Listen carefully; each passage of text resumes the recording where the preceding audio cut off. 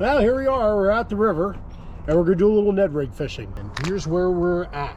We are at the Delaware River, and we're going to throw a Ned Rig on and see if we can wrestle in a smallmouth or two. Okay, and this is the bait we're going to be fishing, and this is a Ned Rig. We're using peanut butter and jelly. Who doesn't love peanut butter and jelly?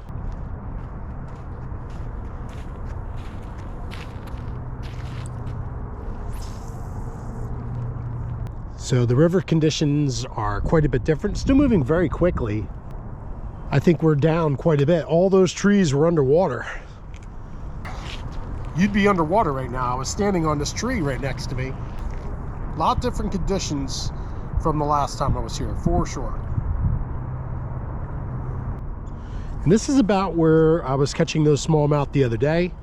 Yeah, it's January, real cold. Throwing a Ned Rig on the river. And we got this beautiful smallmouth.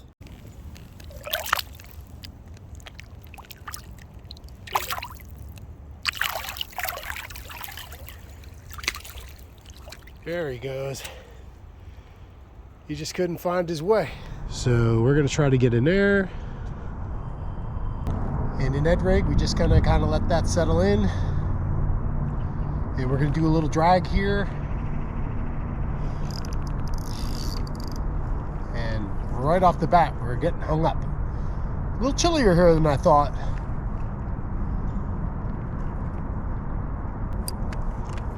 That's the tree that I lost my last Ned Rig on, but I don't see it up there.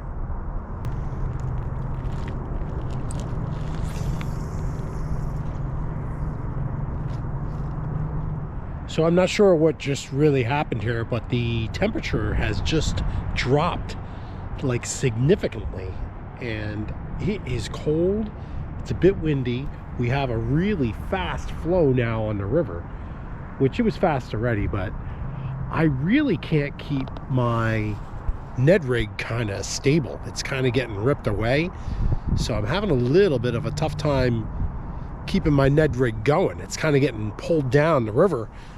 But I want my Ned Rig to kind of settle down and like stick its tail way up in the air. So yeah, we're doing a little struggling here at the same time. But you know, we're fishing, so that's fun. It's February 2nd actually. It's Groundhog's Day. It's February 2nd. It's Groundhog's Day. It's February 2nd. It's Groundhog's Day. Well, if you've seen Groundhog's Day, you know what I'm talking about.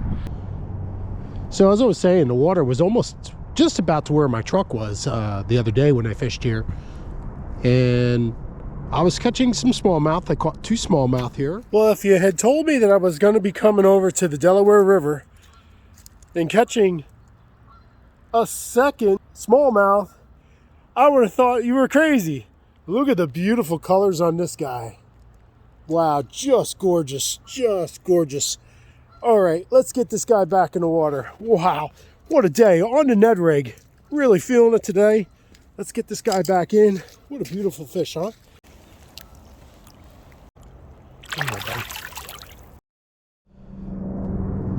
I guess they're Ned Rig worms, right? What would you call them? Ned Rigs? Ned worms, I suppose? I guess you call them Ned worms, right?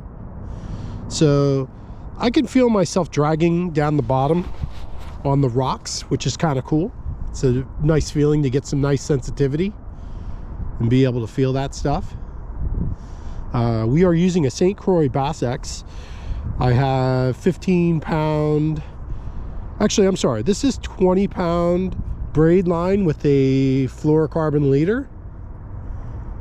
My Ned Rig is I think it's a 1/4 ounce, maybe a 3/8. It's weedless, a Texas rig style.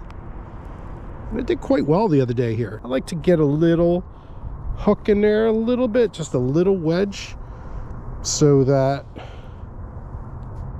kind of keeps my hook kind of buried a little bit, just to kind of protect it a little bit. A fish will be able to knock that off, especially a smallmouth, the way they fight. So we're just going to do a nice easy drag here and see if we can just kind of bring that back. And every now and then we'll give it a nice pause so that tail can stick up in the air.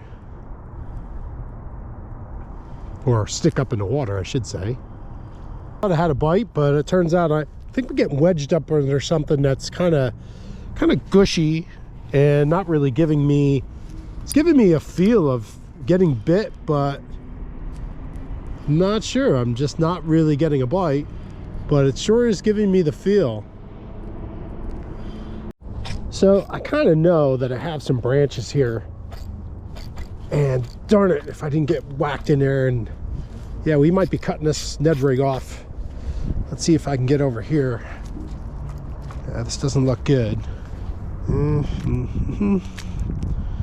Yeah, that's not gonna work. That's not gonna work.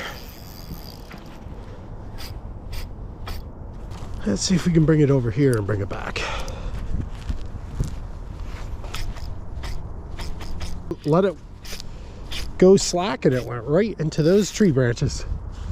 All right, I got one other spot I'm gonna go to. We'll see if we can get this thing freed up. All right. Another lost Ned Rig. Sometimes you get lucky, but I don't think this one's gonna be one of those times.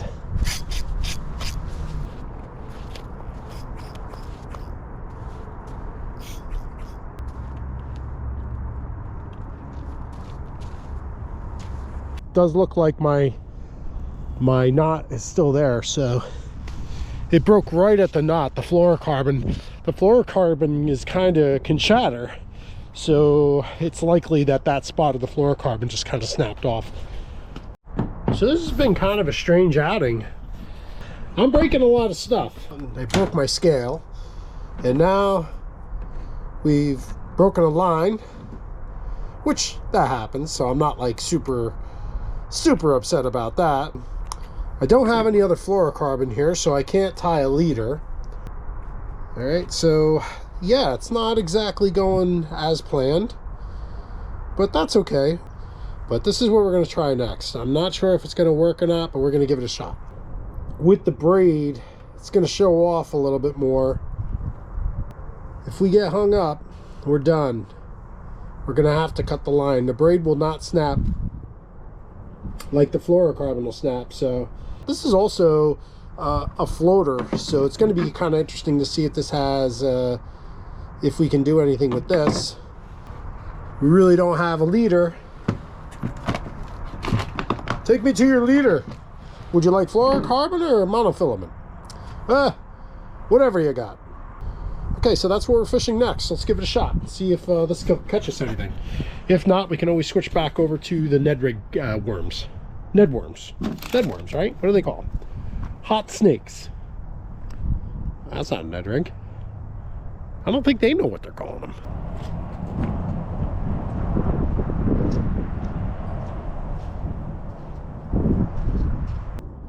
Yeah, so I really don't like fishing without that leader. I'm not so certain the cameras aren't bad luck. You know, I was out here fishing, I caught a couple fish. When I have the cameras on, it's just, I don't know. I don't catch them.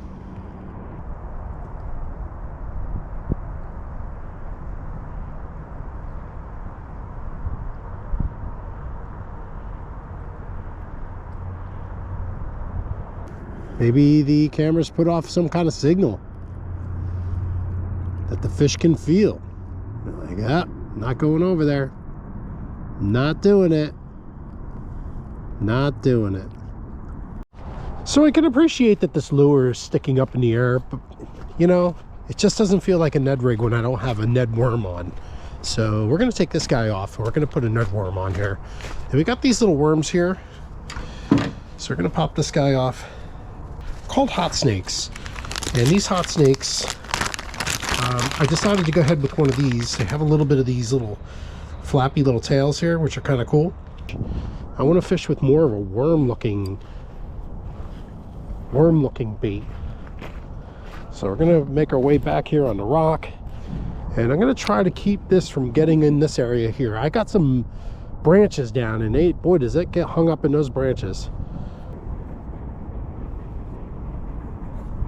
Oh, we got a train coming through.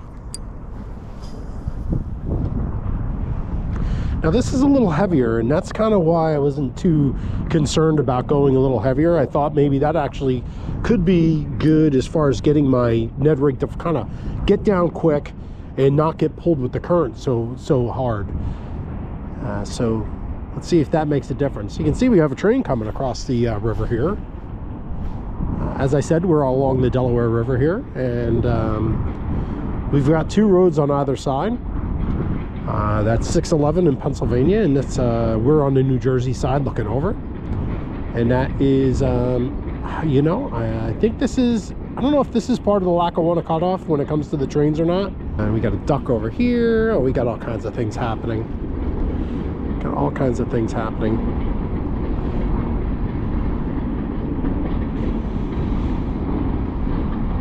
Yeah, we only got 4 cars on there.